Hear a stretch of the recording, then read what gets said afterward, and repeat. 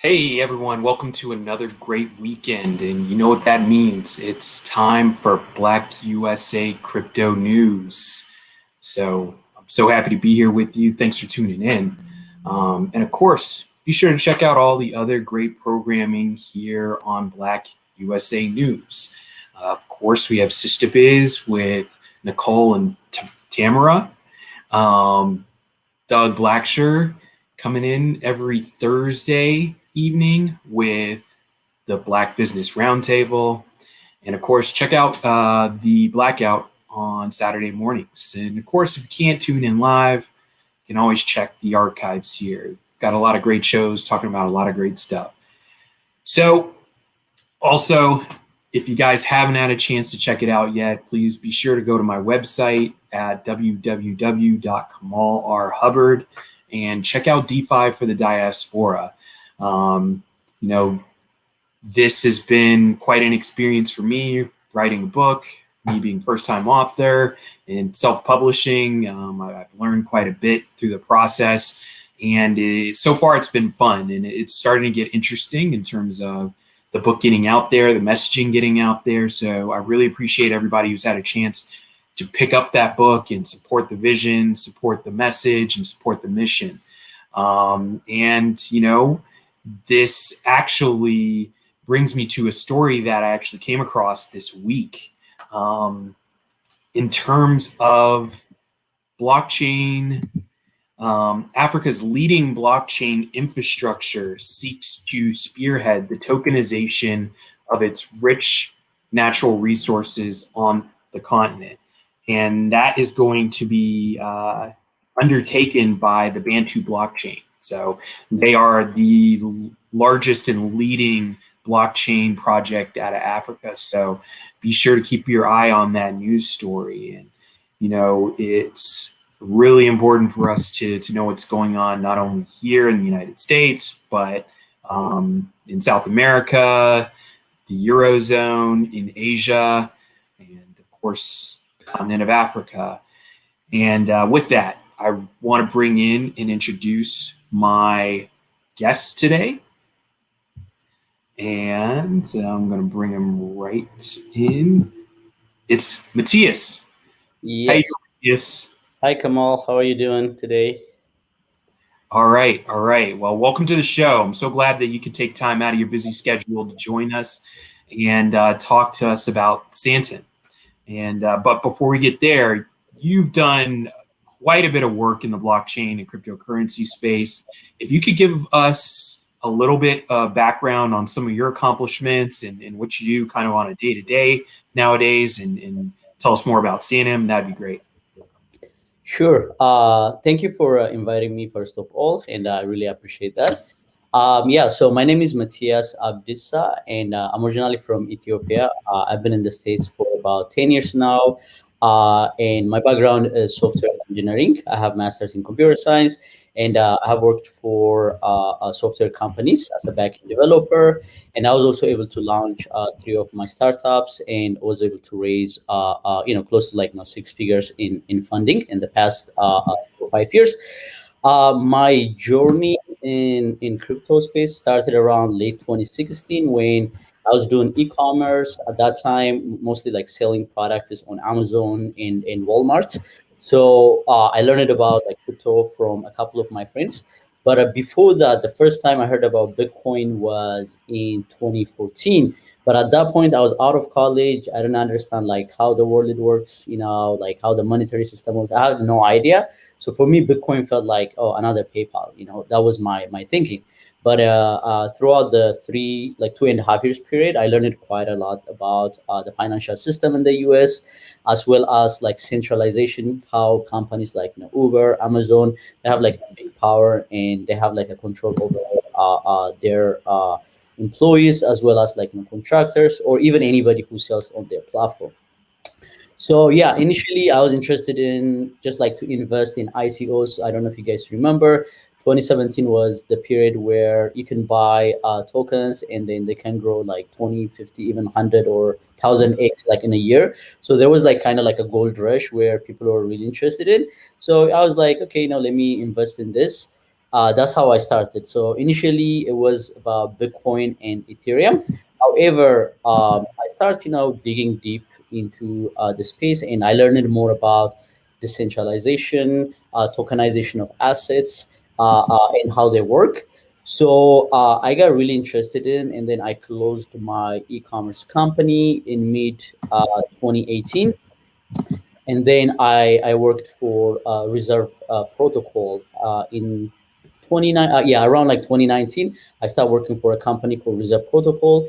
I helped them expand to Africa. So they are a stablecoin company where literally it's like having a digital dollar that you can carry it on your mobile anywhere in the world. So they were very active in Venezuela, in Latin America, and they're still do that. And they've been backed by Coinbase as well as Peter. So that is like a higher level of my journey, from late 2016 up to like mid 2019 or late 2019. Yeah. And then after that, COVID came in and I started working for Reserve Protocol, and I was thinking about like, okay, what should I do next?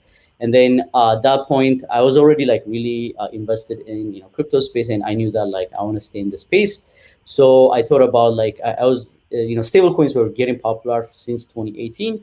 So I had a lot of friends who need help in opening PayPal accounts, paying their bills online, which they live in Africa, right? Like in Ethiopia, some of them in Kenya, South Africa, so different places. So that is where the idea of Santym was born. Um, yeah, so Santym.com right now gives Africans access to US banking system. That means you can open a US bank account, you can have a wire, ACH capability, and also crypto custody. So you can also convert your USD to crypto, and we also help you cash out local in local exchanges in Africa. So you might ask, like, why do need people in Africa need a US banking system, right? So the main reason is access to dollar in African countries is really tough because of the import and export balance. So not everywhere, but in different in a lot of countries, accessing a dollar is like kind of luxury.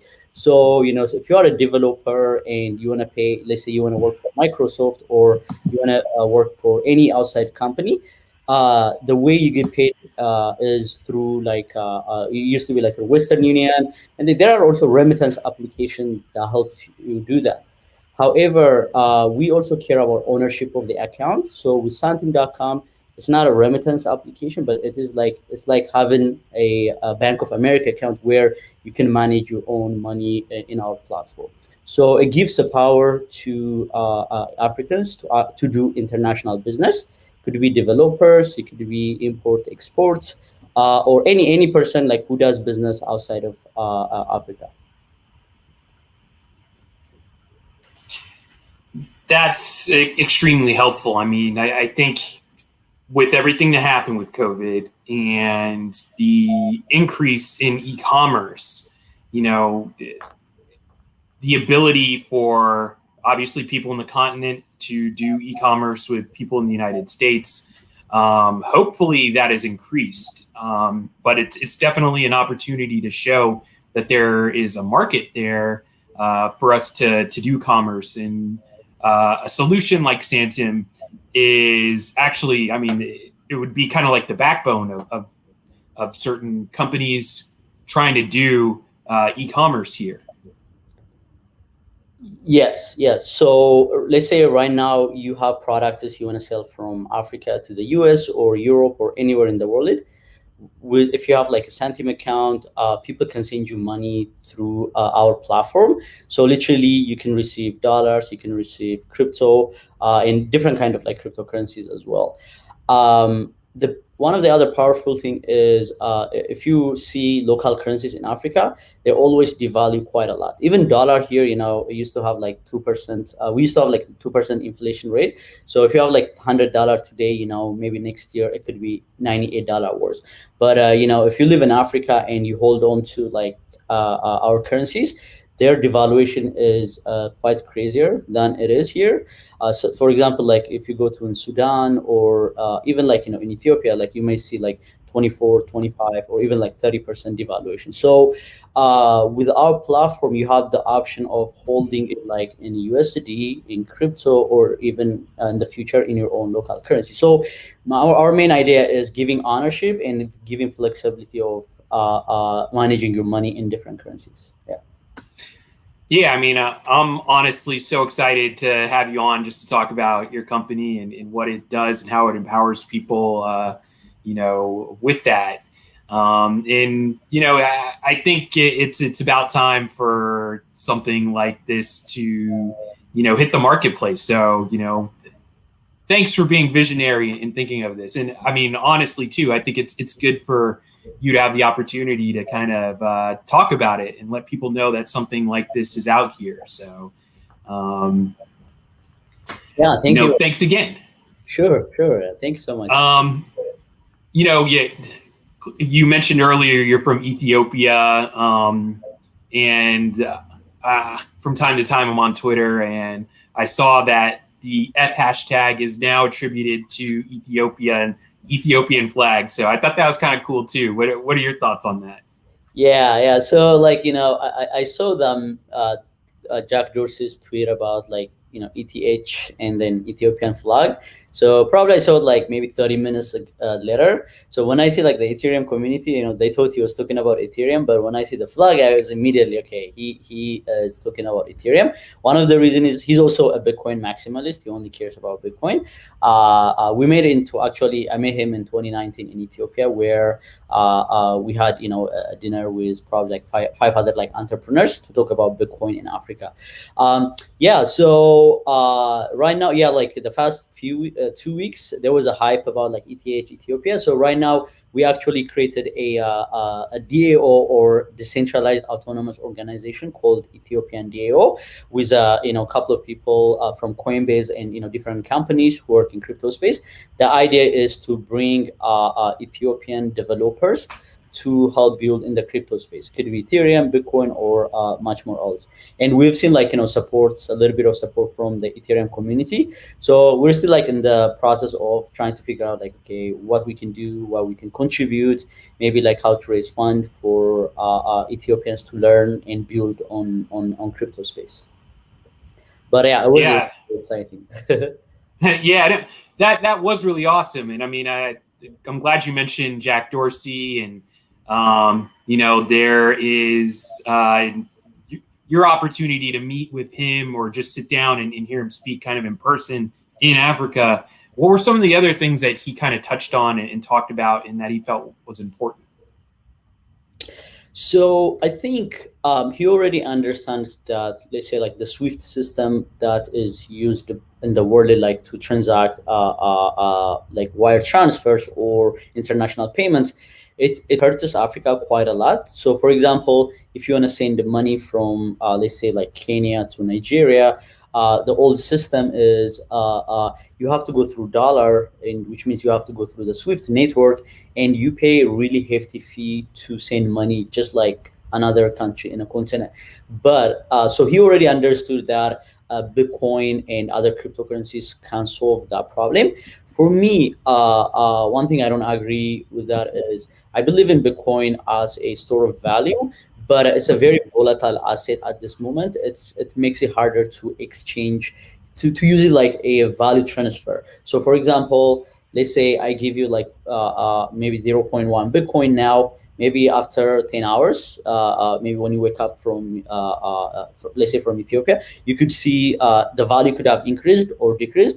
So I think for me, stable coins are the main ways to transact value. So people are not going to worry more about like, okay, this is not volatile, this is volatile asset. So they're not going to think about that. So with Santym, we have the option of stable coins, we have the option of Bitcoin, and also USD. So it's giving like power to people to use the kind of monetary system they like. Yeah, choices and options are obviously it's the best thing to have, and I mean that's what people didn't have it until your company came along. So that's a great thing. I mean, I think just getting this far into the show, we've talked about a lot of terms, and I know we have a lot of newcomers to crypto. So I kind of want to backtrack a little bit. You did mention Bitcoin maximalism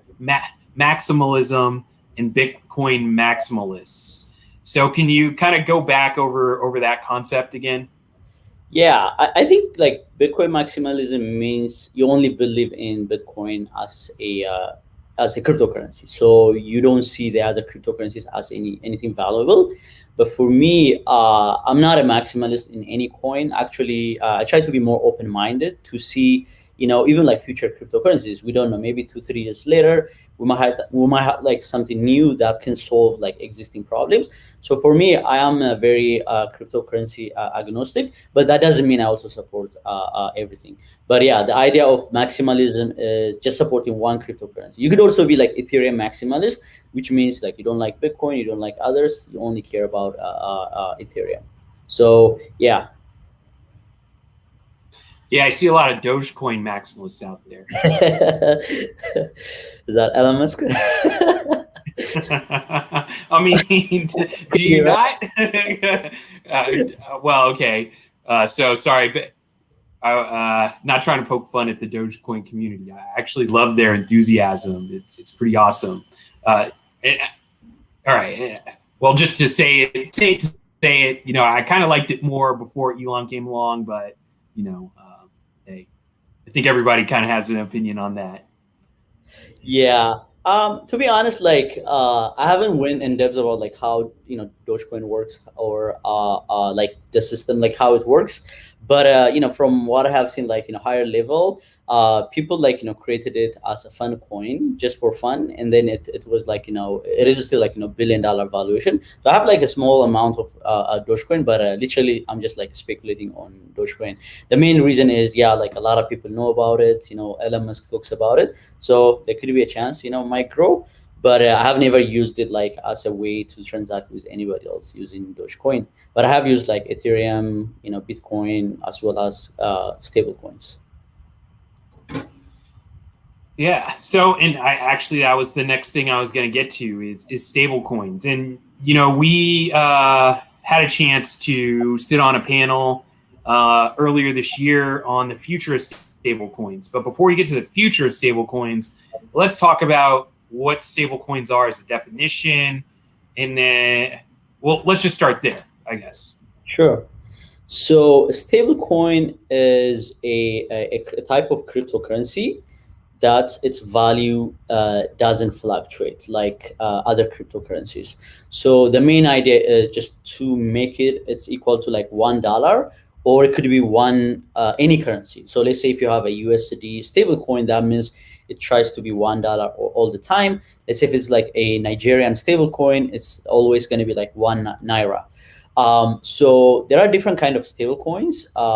And most of like the very known stable coins are backed by USD. So the way it works is, let's say you have a bank account as a owner of that stable coin, and for every dollar you have as a cryptocurrency, you need to have $1 in your bank account. So that is like just the simplistic form is it is a cryptocurrency that doesn't fluctuate, and it's backed by some kind of asset. So usually the common asset is USD that stays in your bank account.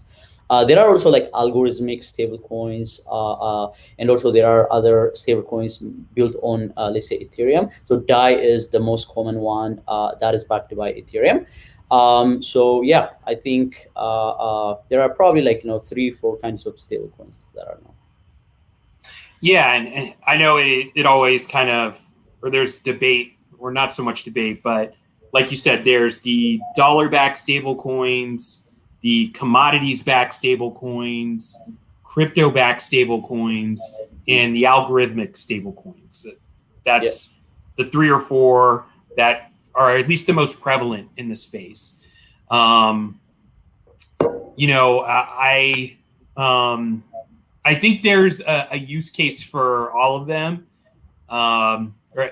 Obviously, among the most controversial are the algorithmic stable coins, or at least I find them to be the most controversial, unless you're talking about something like Tether, of course, So I don't know. Maybe you could talk a little bit more about algorithmic stablecoins. I mean, it's pretty self-explanatory for someone like me, but once again, someone who may be a beginner to that sort of concept, if you could maybe just scratch the surface on it. Sure. So I'm gonna probably touch like only surface level because I work mostly on stablecoin that are backed by USD, like USDC and USDT. So that is where I have more knowledge. However, algorithmic stablecoins are stablecoins where like the cryptocurrency smart contract, like it's gonna determine by supply and demand. So there is no backing behind it, but however, through like the supply and demand, they try to maintain the peg of, let's say, like $1. So there has been cases actually where the stable coins also lose their peg, which means they become at some point of time they start becoming volatile, and instead of like being $1, it could be 85 cents, 70 cents, or less. So but honestly speaking, like I would be very happy to see like algorithmic stable coins succeed. The reason is right now when you are using a stable coin that is backed by a dollar or any kind of like sovereign currency, you literally depend on the sovereignty of that country. Let's say right now, US is one of the most powerful country where the fluctuation of the dollar could be better compared to like developing countries, right? So for someone who lives, let's say, in Africa, holding a dollar, it could be much more, it could have like much more strength than holding a local currency. But right now in the US, we're also seeing like inflation where probably like I don't know, it could be like 4 or 5%. So you're literally like losing 3 to 5% every year on your money. So maybe like when stablecoin algorithmic stablecoins come, I don't know if they would solve that problem. But yeah, I'm definitely excited to see more of that. Yeah, you're right. I feel like they're controversial for that reason, right? That they can sometimes go under, that $1 mark, and then people feel a certain way. But of course, when it's over $1, everybody's happy and loves that particular asset. So, and then there's just been a lot of algorithmic stable coins that just turned out to fail. So, but what I do like about algorithmic stablecoins is the concept of elastic money, and the money supply growing when it needs to and contracting when it needs to. So I'm keeping a very close eye on those algorithmic stablecoins. Sure. As should anyone, really, I think. But let's talk about the future stable coins, though, for sure, because obviously the next big step in stable coins are CBDCs, central bank digital currencies. China is working pretty diligently on their CBDCs. Russia, I know as well. The United States has theirs under wraps too. And some other countries have given, or at least tried to do some degree of a country's stable coin. So, what are your thoughts on maybe a few of those countries, China in particular, Russia, and the United States? Sure. So my belief is, let's say if your country is like run by, let's say dictatorship, or there's like a government monopoly, I think CDBCs can become popular because the government will have like a right way of controlling like the monetary system. But history showed us that so far like governments are not able to be like diligent in managing like currency, and probably like they might not have also like that much of incentive to be very transparent on their monetary system. So for me, I'm not a fan of like CDBCs. I mean, if it helps like a country, I mean, it's okay to see, but I believe in like, private stable coins quite a lot. And one of the reason I worked for Reserve Protocol, which was a stablecoin company, is because of like, that belief. I think probably like stable coins that are private could have an incentive to be transparent, open source, and manage their monetary system, not only by them, but also hopefully like by the community of like by their own community, who own their tokens as well. So for me, I think private stable coins would lead the future, mainly because of like openness, and also you can bring more knowledge from being open source. The other part is right now, for example, like private stable coins, you can also generate from 4 to 12% APY per year, which means if you deposit like $10,000, on average, like by the end of the year, you might generate like just $1,000. Right now, if you do that in Bank of America, Wells Fargo, you're gonna get probably like 0.1. So it's literally like 80 to 100% more profit you can make on your stable coins. So I think when people realize that, I feel like people can use private stable coins. My only fear is in governments, like especially like CDBCs in developing countries or in a dictatorship countries, they could monopolize that, and then they can make maybe like private stable coins illegal. But as countries like US, I feel like there is a big opportunity, and we're already seeing USDT, USDC, even like reserve. There are like so many other stable coins that are doing well.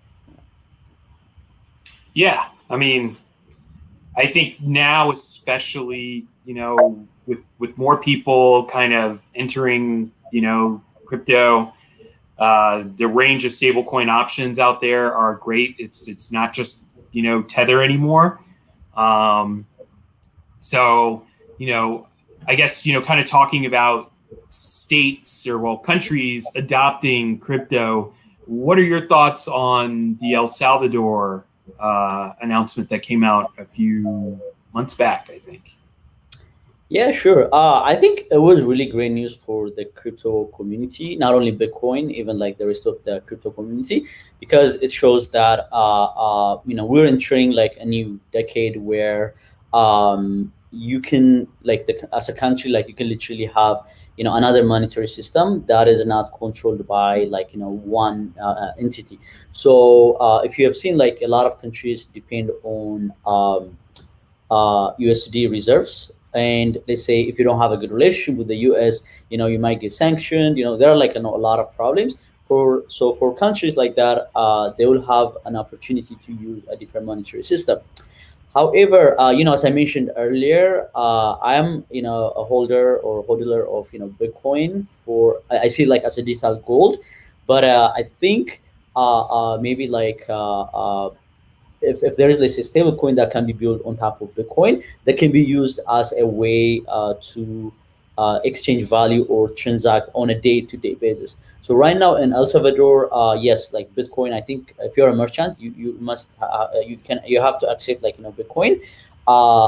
So that is happening. Actually, I don't know if you're familiar with Fode. Fode from Senegal. He's one of my close friend, and actually he's already there in El Salvador, like seeing what's happening in the space. So I think he's gonna also work on probably like something similar in Senegal, where people can have their own autonomy and use Bitcoin as a way to transact between each other. So yeah, I think it's a good step, and hopefully other countries would adopt it as more like an acceptable form of currency for people to use it. Yeah, you actually tipped the cat out of the bag. Fode's my guest actually next week, and yeah. So honestly, I'm excited to have you here today. So I wasn't really looking past this show quite yet to him, but yeah, he's a guest. He's booked, but I also understand he's a very busy gentleman. So if he's not able to make it, then we'll make something else happen. So, but yeah, regardless, got a ton of respect for Fode myself as well, and you know, I I think it is good for the space. It brings up more challenges for crypto. Like there's so much that blockchain can solve in terms of problems, and bringing it directly into a country's geopolitical politics, or region's geopolitical politics, it's really putting the technology to a test, and it's putting the people to the test in terms of, whether they want to adopt it, whether they want to use it. And, once again, the leaders of those countries, it puts them to the test of, are you a dictator or not? Just like you mentioned earlier. So, I think these are good issues for us to begin to discuss and challenge ourselves with as people who are in this industry. So yeah, I'm looking forward to seeing how things go. I mean, obviously there's a lot of people who are taking a closer look at the political environment in El Salvador and are kind of, keeping a very close eye on things there and how Bitcoin changes things. And then I do feel like a lot of Bitcoin maximalists out there heard this news and they just thought it was a win. They don't know anything about El Salvador, never been there, never cared. But hey, it's good for Bitcoin, So, but I think it's good for the industry as a whole, though, once again. Also kind of going back to the future of stablecoins, what else do you see as the future of stablecoins and where they're going to go beyond CBDCs? Yeah, sure.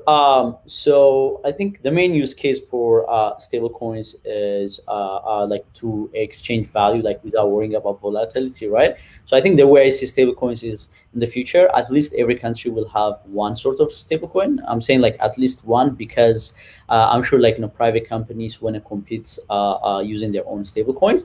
So it will open up like a lot of opportunities for transaction to happen instantly, maybe a few seconds to minutes, in literally like everywhere in the world. So probably I would assume like very conservatively, like in the next for 3 to 5 years period, I think we could see a lot of companies like a lot of countries or companies using stablecoin as a way of transacting. Another way is also like as I mentioned earlier, to generate like on your stablecoin, if you want to make it work, so you can, they say, stake it on different liquidity providers where you put your stablecoin, and then it's being used by another person like behind the scenes, where they can borrow you our money, and they'll be able to pay you back with some sort of interest. So I think it's already happening, at least in the crypto, in the DeFi space, and I'm sure that will follow. I think that will grow much more in the future. I'm sure it's going to be like $1 trillion, industry, no question. Yeah, absolutely. I think the definitely what you said with private companies creating their own stable coins as well. That is going to be a very interesting scenario, and it's going to be an interesting way to transact as well. And that being the case, and well, I mean, to me, it kind of makes sense once again, or not make sense, but it would seem as though a lot of those companies would use most likely Ethereum as their go-to blockchain to build these corporate or company stable coins and, rely on the Ethereum blockchain. Do you see any other blockchains out there that might be able to give some degree of competition to Ethereum for some of these private entities? Sure. So yeah, as you said, like right now, most of the stable coins are built on Ethereum, and Ethereum has already showed that it's working. However, I feel like I don't know if you follow Solana. There is one other protocol called Solana. I feel like they're getting a good traction in their ecosystem, and they could be a very good competitive. They could bring like competition to stablecoins on Ethereum space. So I'm following up like Solana quite a lot in that space. Maybe on Bitcoin too. I think if let's say if there is a way on layer two, I'm not talking about like on layer one, but on layer two solutions, I think stablecoins could come on Bitcoin. But I haven't like went in depth into that. So yeah, I would look into Ethereum. I mean, Ethereum is already there, so Bitcoin and Solana for sure. Yeah, Solana they got a good thing going right now. So you're right. Yep. Keep an eye on it. And Solana, the exchange FTX, right? FTX. FTX, of course. Yes, some right. So I think they have a FTX.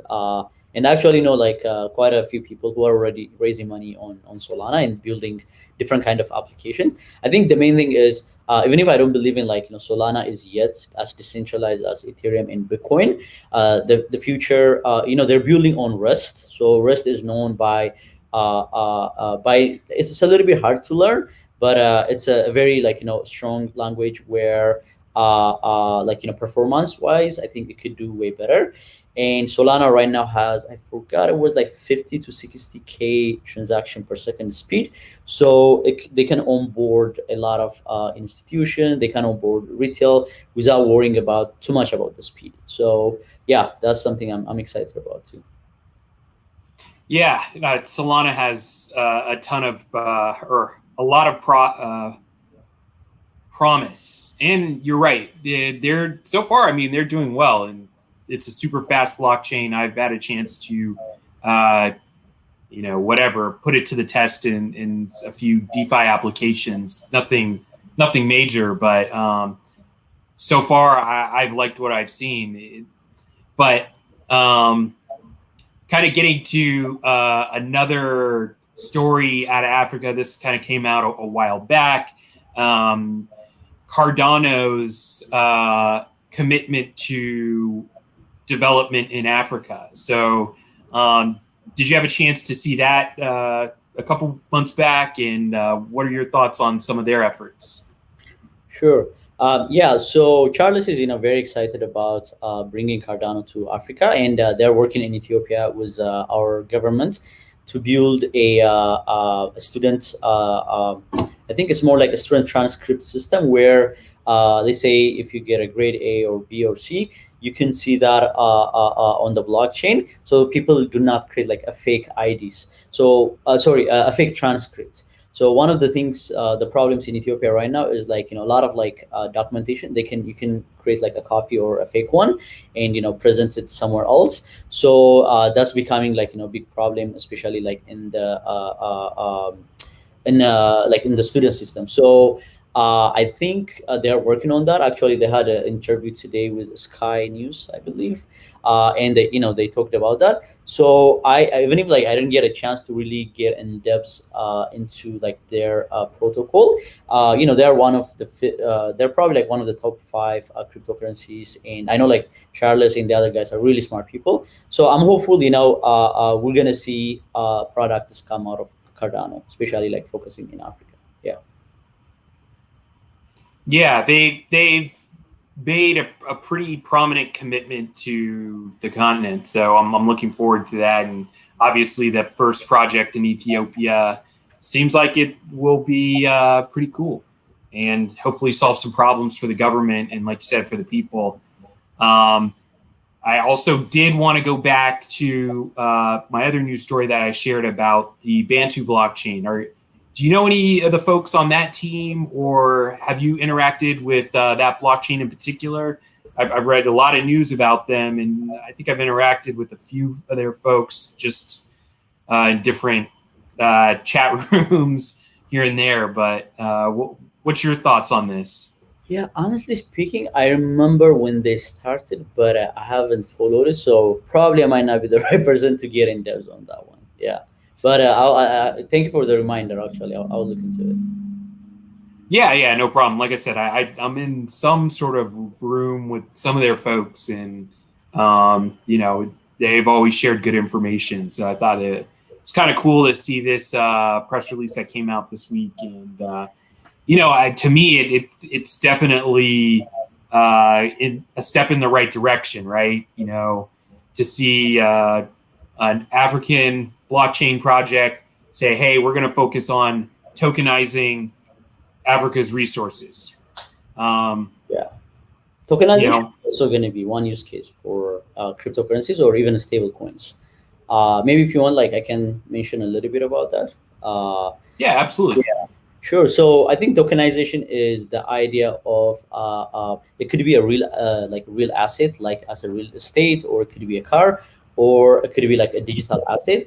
So tokenization means you create a cryptocurrency out of this asset that can move around the world without any restriction. So, for example, they say you live in the U.S. and then maybe you want to buy some house, maybe like you wanna get a share of a real estate in Canada.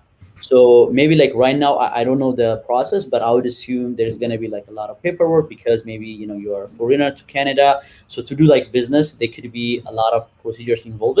But however, if the legal system can catch up with cryptocurrencies, and then tokenization of an asset becomes like very common, I think I can see literally like assets moving around the world, like the digital assets moving around the world, like without any limitation. So let's say if there is a house in Ethiopia that is maybe, let's say, 100K worth, and you want to buy a share of like 10K out of the house, if there is a tokenization method where you can go to an exchange and you can buy that sort of thing, I think it would bring a lot of value also to those countries. So I believe like tokenization would definitely come in the near future, or it's already happening, I guess. Yeah. Yeah. No, I absolutely think that it's a good thing, and I think once again it's a good thing for an African-based blockchain to be the ones to do it, in my opinion. But we'll certainly see. We've had a chance to talk about the future of stablecoins, obviously the future of blockchain in Africa as well, but what's the future of Santym? What are some of the priorities that you guys look to tackle in the next few years in terms of providing more services or providing more robust services for your customers, users, and clients? Yeah, sure. So one of the problem we're tackling is for people from Africa to have access to online payments, so they can do literally any they can do they can buy anything online digitally. So let's say you want to buy from Amazon, we just want to provide them, let's say, debit card that would work with Amazon. If they want to buy a web hosting, we want to provide that opportunity as well. So there are like companies, remittance companies working on this. So I believe for me, it's mainly like creating like opening up the space for Africans, opening up the resources. So it's not because we're not uneducated, but it just we have like less resources. So we want to open up that opportunity, and then the next step is also whoever uses our platform and build really good history, we want to also provide a sort of like credit line in the future, depending on their circumstance. So I think if people in Africa are given the opportunity, we can do really well. So that is what I'm seeing. And then the next one is also creating an exchange for African currencies where you can trade from naira to birr to Kenyan shilling. So that is going to be next year. Yeah, pretty much excited. Yeah, that's awesome news. So I'm definitely looking forward to great things and seeing great things with you guys. I know it's just a matter of time because once again, you tackled a major problem, and it's also about making the world more accessible to everybody, right? That's part of the reason why I wrote my book. I saw where things are going, with COVID, money becoming more digital, these lockdowns, creating the greater demand and need for e-commerce. And I hope me writing the book, one of my hopes is that, we as Black people, wherever we are in the world, we're going to need things just like everybody else. But, sometimes you may choose to get something from Africa and do that business with an African there, and using these sort of financial technology tools to do it, and greater decentralized financial tools as well to do it.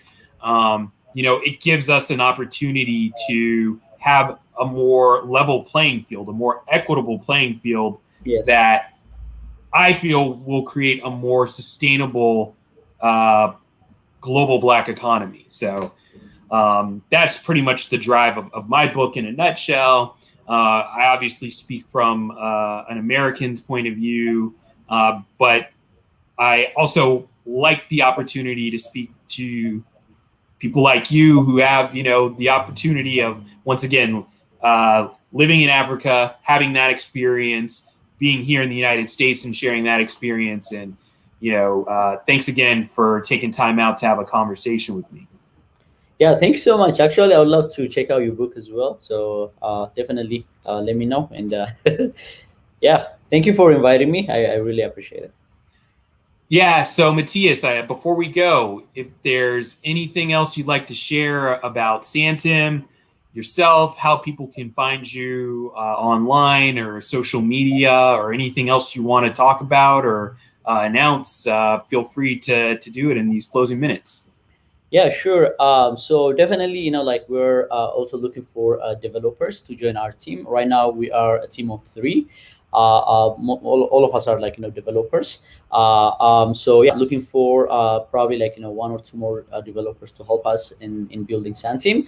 And yeah, if you also want to reach me out, you can find me on Twitter at TWITT, which is tweet Mati MATI.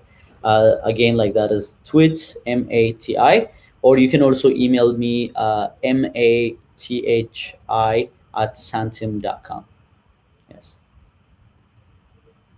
Awesome. Well, thanks again, Matthias, for joining us today. And everybody out there, have a great, safe, healthy, and relaxing weekend. And we'll see you next week with Fode, hopefully. All righty. Thank you so much for having me. I really appreciate it. Bye. Thank you, Matthias. Take care, everyone. All right. Bye.